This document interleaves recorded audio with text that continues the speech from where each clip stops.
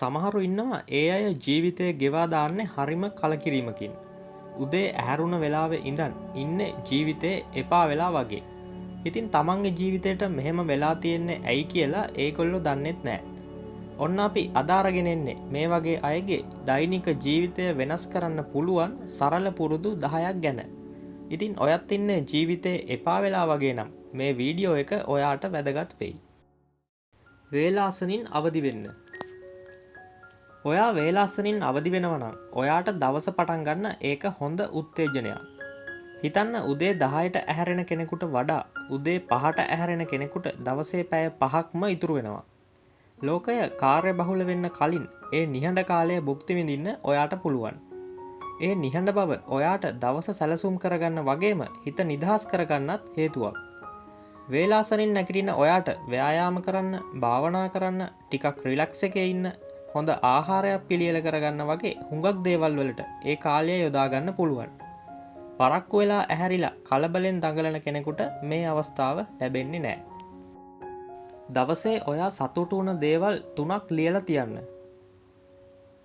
මේකට ඔයාට වැය වෙන්නේ දවසේ පැය 24න්ම විනාඩි 5ක් වගේ. හැමදාම රැට කල්පනා කරන්න ඔයා අද දවසේ සතුටු වුණ දේවල් 3ක් ගැන. ඒවා පොතක ලියලා තියන්න. ඔයාට හමු වුණ හොඳ මිතුරෙක්, කන්න ලැබුණු හොඳ ආහාරයක්, හොඳ සිනහවක් වගේ පුංචිම දෙයක් වුණත් කමක් නැහැ. ඔයා සතුටු වුණා නම් ලියන්න. මේ වැඩේ අරමුණ තමයි හොඳ දේවල් ඔයාගේ මනසට කාවද්දලා ඔයාගේ ආතතිය අඩු කරන එක. ඔයා මෙහෙම ලියද්දි ඒක ඔයාගේ මොළයට කාවැදිලා ධනාත්මක අදහස් ඔයාගේ හිතේ වැඩි වෙනවා. පස්සේ මේ පුරුද්ද නිසා ඔයාගේ මොළය වැඩ කරන විදිය වෙනස් වෙනවා. එපා වෙලා හිටපු ඔයාට ජීවිතේ සතුටක් දැනෙන්න ගන්නවා. හැමදාම ව්‍යායාම කරන්න. ඔයාගේ වැඩත් එක්ක ඔයාට ජිම් එකක කාලය ගත කරන්න බැරුව ඇති.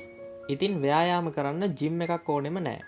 නිවාඩු දාලා දවස පුරා ජොගින් පාත් එකක දුවන්න අවශ්‍යත් නැහැ. දවසේ පැය 24න් පැය කාලක් විතර අරන් පොඩි ව්‍යායාමයක් කරන්න ඔයාට ගෙදර සාලේ හරි කාමරයක් හරි හොඳටම ඇති. දවසෙන් පොඩි කාලයක් ඒකට යොදාගත්තොත් අනික් වැඩ පාඩු නොකර ඔයාට දිගු කාලයක් මේ වැඩේ අකණ්ඩව කරන්න පුළුවන්. පොඩි ව්‍යායාමයකින් පටන් ගන්න. නිවැරදිව ව්‍යායාම කරන හැටි තියෙන පොඩි වීඩියෝවක් ඕන්නම් ෆෝන් එකට ඩවුන්ලෝඩ් කරගෙන ඒක පුරුදු වෙන්න. ඔයාට ඕන තරම් වෙලාව තියෙනවා නම් ජිම් එකකට යන්න. නැත්තම් ගෙදරම ව්‍යායාම කරන්න. ව්‍යායාම මගින් ඔයාගේ කාන්සාව අඩු කරනවා. ශරීරය වගේම මනසත් නිරෝගී කරනවා. රැට ඔයාට හොඳ නිින්දක් ලැබෙන්නත් ඒක හේතුවක්. විනාඩි 15වත් වැඩි නම් විනාඩි 5කින් ආරම්භ කරන්න. හැමදාම කියවන්න පුරුදු වෙන්න. දවසේ ඔයා කරන්න ඕනේ වැදගත්ම එකක් තමයි කියවන්න පුරුදු වෙන එක. මේ කියන්නේ අනුන්ගේ උපදූප කියවන එක නෙමෙයි. පොතක් පත්තරයක් බැරි නම් ෆෝන් එකේ, ටැබ් එකේ, ලැප් එකේ හරි දෙයක් කියවන්න. වීඩියෝ එකක් බලනවට වඩා යමක් අහනවට වඩා කියවීමෙන් ඔයාගේ වචන මාලාව වැඩි කරනවා. ඔයා හිතුවේවත් නැති වුණාට කියවීමෙන් ඔයාගේ ආතතිය අඩු කරනවා. ඔයාගේ මොළය ක්‍රියාශීලීව තියාගන්න හේතුවක් වෙනවා. මේ පුරුද්ද කාලයක් යද්දි ඔයාව නිර්මාණශීලී කරනවා. ගැටලු විසඳන්න තරම් ඔයාව ප්‍රඥාවන්ත කරනවා. ඒක ඇත්තටම මොළයට ව්‍යායාමයක්. අභියෝගවලට ඔයාව සූදානම් කරවන්න මොළයට ඒ ව්‍යායාමය හුඟක් වැදගත්. භාවනා කරන්න පුරුදු වෙන්න. හැමදාම පොඩි වෙලාවක් භාවනා කරන්න පුරුදු වෙන්න.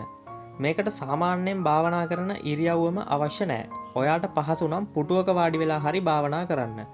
S2 පියාගෙන පිටස්තර ශබ්ද අමතක කරලා ඔයාගේ හුස්ම ඉහළ පහළ ගන්න විදිය ගැන විතරක් අවධානය යොමු කරන්න. විනාඩි 5ක් 10ක් 15ක් ඔයාට පුළුවන් කාලයක් මේකට යොදා ගන්න. උදේ දවල් රෑ ඔයාට පුළුවන් වෙලාවක් මේකට යොදා ගන්න.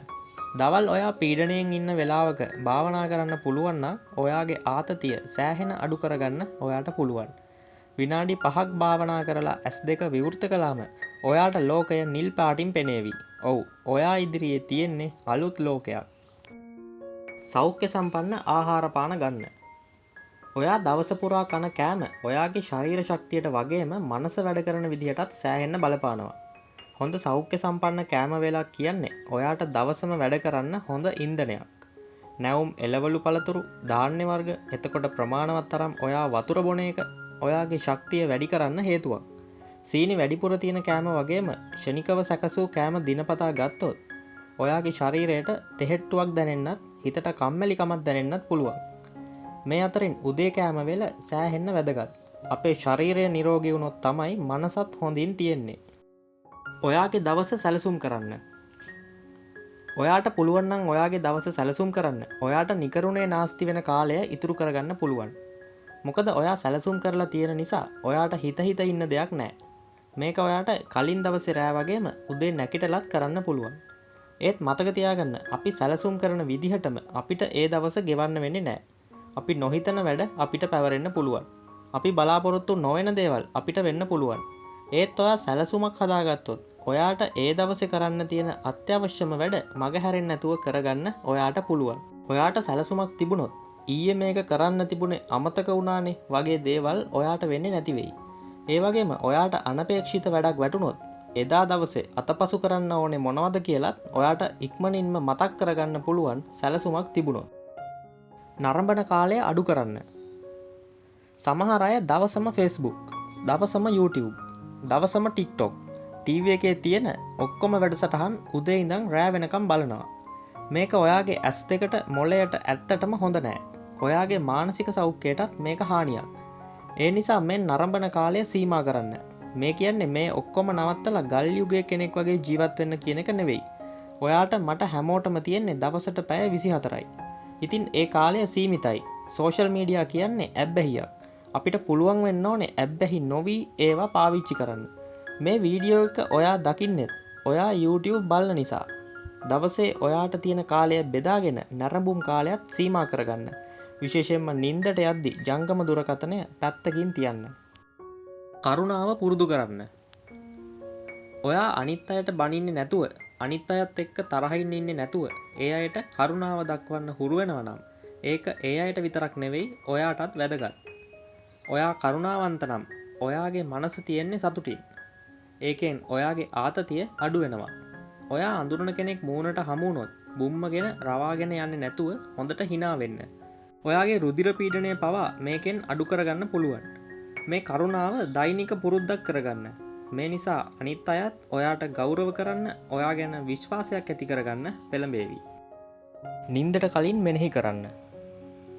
හැමදාම නින්දට කලින් ඔයාගේ දවස ගැන මතක් කරන්න පොඩි වෙලාවක් යොදවන්න. අද මම මොනවද කළේ? හෙට මට ඒ දේ ඊට වඩා හොඳින් කරන්න පුළුවන්ද?